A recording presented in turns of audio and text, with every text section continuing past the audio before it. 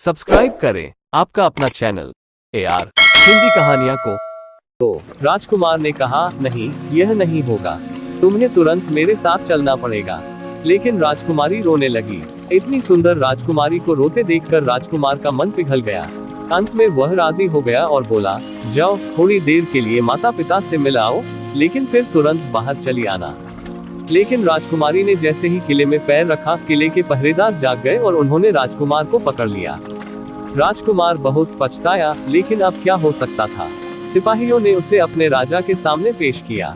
राजा बहुत निराश था। उसने उसी वक्त हुक्म दिया, इस राजकुमार को फौरन फांसी पर चढ़ा दिया जाए। यह सुनकर राजकुमार रोने गिड़गिड़ाने लगा। इस पर राजा ने थोड़ी देर विचार करने के बाद कहा, मैं अपनी आज्ञा वापस नहीं ले सकता, लेकिन अगर तुम मेरा एक काम कर दो तो तुम्हारी जान बच सकती है। हमारे किले के ठीक सामने यह जो बड़ा पहाड़ है, इसके कारण हमारे किले की सुंदरता नष्ट होती है। अगर तुम 8 दिन में इस पहाड़ को खोदकर साफ कर दो तो हम तुम्हें क्षमा कर देंगे और राजकुमारी का विवाह तुम्हारे साथ कर देंगे। राजकुमार किले के बाहर आकर पहाड़ को देखने लगा। उसके हाथ में एक चोकुदाली थी। उसकी समझ में नहीं आ रहा था कि इतना बड़ा पहाड़ 8 दिन में वह कैसे खोद सकेगा। फिर भी उसे अपनी जान तो बचानी ही थी, इसलिए वह पहाड़ खोदने लगा। धीरे धीरे 7 दिन बीत गए। इतने दिन तक लगातार खोदने पर भी पहाड़ का सिर्फ एक कोना ही खोद सका। वह दुखी होकर बैठ गया। उसे अब अपने पर बहुत अधिक क्रोध आ रहा था। वह मन में कहने लगा कि अगर मैंने लोमड़ी की बात मान ली होती तो कितना अच्छा होता। लोमड़ी ने मुझको हर बार ठीक सलाह दी और मैं हर बार उसका कहना न मानकर नई से नई मुसीबत में फंस जाता हूँ। राजकुमार इस तरह सिर झुकाए बैठा था कि अचानक उसे अपने पैरों के पास लोमड़ी की पूंछ हिलती दिखाई दी। उसने नजर उठाकर देखा, सचमुच वही लोमड़ी खड़ी थी। लोमड़ी ने मुस्कुराते हुए कहा, क्यों, क्या हाल है? इस बार तो तुम्हारी मदद करने की मेरी जरा भी इच्छा नहीं थी, लेकिन मैं 7 दिन से तुमको पहाड़ खोदते हुए देख रही हूँ। मुझे दया आ गई और मैं तुम्हारी मदद के लिए चली आई। जाओ, तुम बहुत थक गए हो, सो जाओ, मैं थोड़ी ही देर में तुम्हारा काम पूरा कर दूंगी। इस बार राजकुमार ने तय कर लिया था कि अब वह लोमड़ी जिस तरह कहेगी वह उसी तरह करेगा। वह चुपचाप उठकर एक तरफ सोने चला गया। थोड़ी ही देर में उसे नींद आ गई। सुबह जब वह सोकर उठा तो उसे अपनी आंखों पर विश्वास नहीं हो रहा था। वहां कहीं भी पहाड़ का नाम नहीं था और महल का सुंदर दृश्य दिखाई दे रहा था। राजकुमार सीधा राजा के पास पहुंचा। राजा उसके काम पर बहुत खुश था। उसने तुरंत अपने वादे के अनुसार राजकुमारी के साथ उसका विवाह कर दिया। जब राजकुमार उस सुंदर राजकुमारी के साथ कुछ दूर चला तो उसे रास्ते में फिर वही लोमड़ी मिली। लोमड़ी बोली, बधाई हो राजकुमार। राजकुमारी के साथ तुम्हें देखकर मुझे बड़ी खुशी हो रही है, लेकिन अब तुम्हें सोने का घोड़ा और सोने की चिड़िया भी प्राप्त करनी चाहिए, क्योंकि वे दोनों चीजें तुम्हारे ही लायक हैं और तुम उन्हें आसानी से प्राप्त कर सकते हो। राजकुमार बोला, लेकिन भला मुझे सोने का घोड़ा और सोने की चिड़िया कैसे मिल सकती है? मैं तो इस राजकुमारी को भी उस राजा के लिए ले जा रहा हूँ। लोमड़ी ने कहा, नहीं, तुम ऐसा काम कभी मत करना। इस राजकुमारी के साथ तुम्हारा विवाह हुआ है और यह अब तुम्हारी ही है। अगर तुम मेरे कहने के अनुसार काम करो तो तुम्हें सोने का घोड़ा और सोने की चिड़िया भी मिल सकती है। तुम पहले इस राजकुमारी को लेकर सोने के घोड़े वाले राजा के पास जाओ। राजा खुश होकर तुमको सोने का घोड़ा दे देगा। तुम घोड़े पर सवार हो जाना और सवार होकर सबसे विदा लेना। राजकुमारी से तुम सबसे बाद में विदा लेना। जैसे ही तुम राजकुमारी के पास पहुंचो, तुम उसे हाथ से पकड़कर घोड़े के ऊपर खींच लेना और घोड़े को दौड़ा देना। सोने का घोड़ा इतना तेज दौड़ता है कि दुनिया का तेज से तेज घोड़ा भी उसकी बराबरी नहीं कर सकता। जाओ, तुम पहले इतना काम पूरा करो। इसके बाद आगे का काम मैं तुम्हें बाद में बताऊंगी। मैं तुम्हें वहां रास्ते में मिलूंगी। राजकुमार ने ठीक वैसा ही किया जैसा लोमड़ी ने उससे कहा था। जब सोने के घोड़े वाले राजा ने खुश होकर उसे इनाम में सोने का घोड़ा दिया तो राजकुमार उस पर सवार हो गया और उससे विदा लेने लगा। अंत में वह राजकुमारी को उठाकर घोड़े को तेजी से दौड़ाता हुआ किले से बहुत दूर निकल आया। रास्ते में एक पेड़ के नीचे लोमड़ी उसका इंतजार कर रही थी। उसे देखकर लोमड़ी बोली, शाबाश, अब तुम सोने की चिड़िया भी प्राप्त कर लो। जब तुम सोने की चिड़िया वाले राजा के पास पहुंचोगे तो वह इस घोड़े को देखकर बहुत खुश होगा। तुम उससे कहना कि पहले सोने की चिड़िया का पिंजरा मेरे हाथ में दे दो, तब मैं यह घोड़ा तुमको दूंगा। जब वह पिंजरा तुम्हारे पास लाए तो तुम पिंजरा उसके हाथ से छीन लेना और घोड़े को दौड़ा देना। बस ऐसे चिड़िया तुमको मिल जाएगी और कोई तुम्हें पकड़ भी नहीं सकेगा। इस बार भी राजकुमार ने ठीक वैसा ही किया। वह राजकुमारी के साथ ही घोड़े पर बैठा रहा और जब राजा ने उसके हाथ में सोने की चिड़िया का पिंजरा दिया तो उसने देखते देखते एड़ मार दी और सोने का घोड़ा हवा से बातें करने लगा। कुछ दूर चलने पर लोमड़ी उससे मिली। राजकुमार ने उससे कहा, तुमने मेरी बड़ी मदद की है। तुम्हारी वजह से मुझे न सिर्फ सोने की चिड़िया मिली बल्कि सोने का घोड़ा और इतनी सुंदर राजकुमारी भी मिल गई। बताओ मैं तुमको क्या इनाम दूं? मैं तुमको कुछ न कुछ जरूर देना चाहता हूँ। लोमड़ी ने कहा, अगर तुम खुश हो तो मेरा एक काम कर दो। तुम एक तीर चलाकर मुझे मार दो। इस समय तुम यही सबसे बड़ा काम मेरे लिए कर सकते हो। राजकुमार ने कहा, भला यह कैसे हो सकता है? तुमने मेरी इतनी मदद की और मैं बदले में तुम्हें मार दूं। मुझसे यह नहीं होगा। यह सुनकर लोमड़ी बड़ी डहकी हुई और बोली, अगर तुम मेरा यह काम नहीं कर सकते तो फिर ठीक है, जाओ।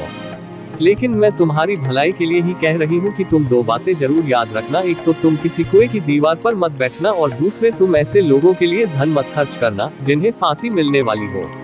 राजकुमार बोला, भाई तुम भी अजीब हो। तुम्हारी बातें मेरी समझ में ही नहीं आती।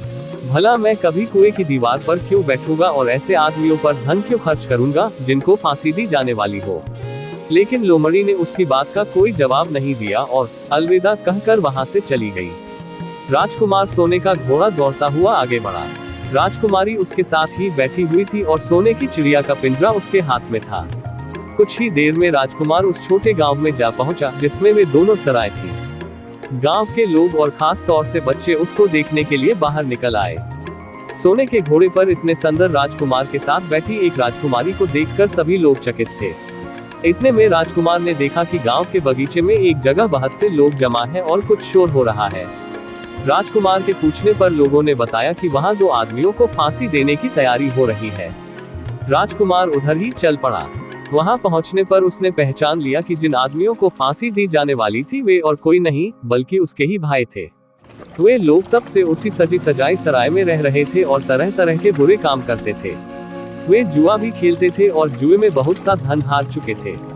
उन्होंने लोगों से बहुत सा रुपया भी उधार लिया था। इन्हीं सब बातों से चिढ़कर अब गांव वाले उन्हें फांसी पर चढ़ाने जा रहे थे। राजकुमार भला यह कैसे होने देता। उसने लोगों से कहा कि मुझसे रुपया ले लो और इन लोगों को छोड़ दो। उसके बहुत कहने सुनने पर लोग राजी हो गए और उन्होंने उन दोनों आदमियों को रिहा कर दिया। राजकुमार अपने भाइयों को छुड़ाकर आगे चला। कुछ दूर चलने पर जंगल में उन्हें एक कुआं दिखाई दिया। इस पर राजकुमार के कुछ देर कुएं के पास आराम करते हैं। वहां ठंडा पानी पीने के बाद हम लोग आगे चले गए। राजकुमार राजी हो गया। अब तक वह यह भी भूल चुका था कि लोमड़ी ने विदा होते समय उससे क्या कहा था। वह घोड़े से उतरकर कुएं की दीवार पर बैठ गया और आराम करने लगा। उसके दोनों भाइयों ने मौका देखकर उसे कुएं में धकेल दिया। इसके बाद उन्होंने घोड़े पर राजकुमारी को डाला और सोने की चिड़िया का पिंजरा उठाया और वहां से चलते बने। कुछ ही देर में वे लोग अपने राज्य में लौट आए। घर लौटकर उन्होंने राजा से कहा, हम लोग सोने की चिड़िया को पकड़ लाए हैं। इसी चिड़िया ने हमारे बाग में से सोने के सेब चुराए थे। इसके साथ ही हम एक यह सोने का घोड़ा और राजकुमारी भी लाए हैं। राजा बहुत खुश हुआ। सारे राज्य के लोग खुशियां मनाने लगे, लेकिन राजकुमारी खुश नहीं थी। वह बराबर रोती रहती थी। उसने खाना पीना छोड़ दिया। यही नहीं, घोड़े ने भी दाना पानी बंद कर दिया और सोने की चिड़िया भी उदास रहने लगी। राजा ने बहुत कोशिश की लेकिन न तो वह राजकुमारी खुश हुई और न सोने के घोड़े और सोने की चिड़िया ने दाना खाना शुरू किया। उधर छोटा राजकुमार कुएं में गिर गया था लेकिन वह मरा नहीं। कुआं बहुत गहरा था लेकिन उसमें पानी बहुत थोड़ा था। वह कुएं में बैठा बैठा अपने भाग्य को कोसता रहा। अब उसे फिर उसी लोमड़ी की याद आई और वह पछताने लगा कि अगर मैंने उसका कहना मान लिया होता तो मैं मुसीबत में न फंसता। राजकुमार ने जैसे ही लोमड़ी को याद किया, लोमड़ी न मालूम कैसे कुएं के मुंह पर आ पहुंची और बोली, देखो राजकुमार, मैंने पहले ही तुम्हें समझाया था कि किसी कुएं की दीवार पर मत बैठना और ऐसे आदमियों की मदद मत करना जिन्हें फांसी दी जाने वाली हो, लेकिन तुम नहीं माने। खैर चलो, अब आखिरी बार मैं फिर तुम्हारी मदद किए देती हूँ। लो मेरी पूंछ पकड़कर कुएं से बाहर निकल जाओ। यह कहकर लोमड़ी ने अपनी पूंछ कुएं में लटका दी। देखते देखते पूंछ इतनी लंबी हो गई कि कुएं के पेंदे में पड़े राजकुमार के पास तक जा पहुंची। राजकुमार उसे पकड़कर कुएं से बाहर निकल आया। लोमड़ी ने उससे कहा, जाओ अब तुम अपने घर जाओ, लेकिन जरा होशियार रहना, तुम्हारे भाई तुम्हारी जान के दुश्मन हैं। वे लोग जरूर तुमको ढूंढ रहे होंगे। राजकुमार घर की ओर चल पड़ा। अपने राज में पहुंचने पर उसे एक भिखारी मिला। भिखारी को उसने अपने सुंदर कपड़े दान में दे दिए और उनके भद्दे पुराने कपड़े पहन लिए। इस तरह भेष बदलकर वह अपने किले में पहुंचा। वहां उसके पहुंचने पर एक बड़ी आश्चर्यजनक बात आई। सोने का घोड़ा खुशी से हिनहिनाने लगा और दाना खाने लगा। सोने की चिड़िया भी अपने पिंजरे में खुशी से फुदकने लगी और गाना गाने लगी। राजकुमारी ने अपने आंसू पोंछ डाले और वह भी खुश दिखाई देने लगी। लेकिन राजा की समझ में कुछ नहीं आया। उसने राजकुमारी से इसका कारण पूछा तो वह बोली, मैंने तो पहले ही आपको सारी कहानी बता दी थी। आपके बड़े और मंझले राजकुमार ने छोटे राजकुमार के साथ धोखा किया है। इन्होंने आपको भी धोखा दिया है, लेकिन अब आपका छोटा राजकुमार यहाँ पर आ पहुँचा है, इसीलिए मुझे बहुत खुशी हो रही है। उसी के साथ मेरी शादी हुई है और मैं उसके साथ ही सुखी रह सकती हूँ। फिर उसने मैले कुचैले कपड़े पहने एक आदमी की ओर इशारा करते हुए कहा, वह रहा आपका छोटा राजकुमार। राजा ने भी अपने छोटे लड़के को पहचान लिया। अब राजा ने अपने छोटे बेटे के बारे में अपने विचार बदल दिए। अब वह उसको बहुत समझदार और बहादुर मानने लगा और उससे बहुत अधिक प्यार करने लगा। उसने उसको राजगद्दी पर बिठाने का निश्चय किया। बड़े और मंझले राजकुमार ने अपने छोटे भाई को ही धोखा नहीं दिया था, बल्कि राजा को भी धोखा दिया था। इससे राजा उनसे बहुत नाराज था। उसने उन दोनों को अपने राज्य से निकलवा दिया। इसके बाद बड़ी धूमधाम के साथ राजकुमारी के साथ राजकुमार का विवाह हुआ और दोनों सुख से रहने लगे। लेकिन राजकुमार उस लोमड़ी को नहीं भूला था जिसने उसकी सहायता की थी। एक दिन समय निकालकर वह जंगल में उस लोमड़ी की खोज में निकला। बहुत ढूंढने के बाद एक पेड़ के खोखले भाग में उसने उस लोमड़ी को चुपचाप बैठे है देखा। लोमड़ी बहुत उदास थी और पहले से बहुत ज्यादा दुबली भी हो गई थी। राजकुमार को देखते ही लोमड़ी ने उसे पहचान लिया और कहा, आह कहो राजकुमार, आज इधर कैसे भूल पड़े। राजकुमार ने कहा, मैं आज तुम्हें ही ढूंढने के लिए आया हूँ। चलो मेरे बाग में आराम से रहना, वहाँ तुम्हें किसी तरह की तकलीफ नहीं होगी। यहाँ तो जंगल में तुम्हें खाने पीने की तकलीफ होती होगी और जंगली जानवरों और शिकारियों का डर बना रहता होगा। लोमड़ी ने कहा, नहीं राजकुमार, मैं यहाँ ठीक हूँ और भला अब तुम्हें मेरे डक से क्या लेना देना। तुम्हारा काम निकल गया, अब तुम सुख से अपने राज में रहो। राजकुमार बोला, नहीं, तुमने मेरा बड़ा उपकार किया है। मैं तुम्हें इनाम देना चाहता हूँ और अपने साथ ही रखना चाहता हूँ। राजकुमारी भी बहुत खुश होगी, वह भी तुमसे मिलना चाहती है। लोमड़ी बोली, अगर तुम सचमुच मुझे इनाम देना चाहते हो तो मेरा एक काम कर दो। मैंने तुमसे पहले भी कहा था कि तुम तीर चलाकर मुझे मार दो, इसी से मेरा लाभ होगा। असल में एक जादूगर ने मुझ पर जादू कर रखा है। मैं लोमड़ी नहीं हूँ, मुझे उसके जादू के प्रभाव से लोमड़ी के रूप में रहना पड़ रहा है। मैं तो उसी देश का राजकुमार हूँ जहाँ की राजकुमारी से तुम्हारा विवाह हुआ है। असल में वह राजकुमारी मेरी छोटी बहन है। अगर तुम तीर चलाकर मुझे मार दोगे तो इस जादू से मुझे मुक्ति मिल जाएगी और मैं फिर अपने देश लौट सकूंगा। राजकुमार को यह सुनकर बड़ा आश्चर्य हुआ। उसने फौरन अपने धनुष पर तीर चढ़ाया और लोमड़ी की ओर छोड़ दिया। तीर के लगते ही लोमड़ी मर गई और उसमें से एक सुंदर सा राजकुमार निकल आया।